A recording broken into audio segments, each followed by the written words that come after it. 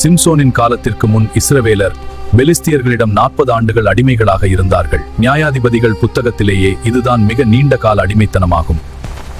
அந்நாட்களில் இஸ்ரவேலர்கள் கஷ்டம் வந்தவுடன் தேவனை நோக்கி கூப்பிட்டார்கள். ஆனால் இங்கு பெலிஸ்தியர்களின் 40 வருட ஆட்சியில் அவர்கள் அடிமைத்தனத்திற்கு பழகிவிட்டார்கள். மக்கள் தங்களை விடுவிக்க கேட்காத நிலையிலும் தேவன் தாமே முன்வந்து அவர்களை மீட்க சிம்சோனை எழுப்பினார். இது தேவனுடைய அளவற்ற கிருபையை காட்டுகிறது. சிம்சோன் திம்னாத்தில் ஒரு பெலிஸ்திய பொண்ணை கண்டு அவளை திருமணம் செய்ய விரும்புகிறான். திருமண விருந்தில் சிம்சோன் ஒரு விடுகதை வைத்தான். ஆனால் அவன் மனைவி விடுகதை ரகசியத்தை வெளிப்படுத்தினாள். இதனால் சிம்சோன் கோபமடைந்தான். இந்த சம்பவம் பெரிய பகையாக மாறியது. அவன் மனைவி வேறொருவனுக்கு கொடுக்கப்பட்டாள்.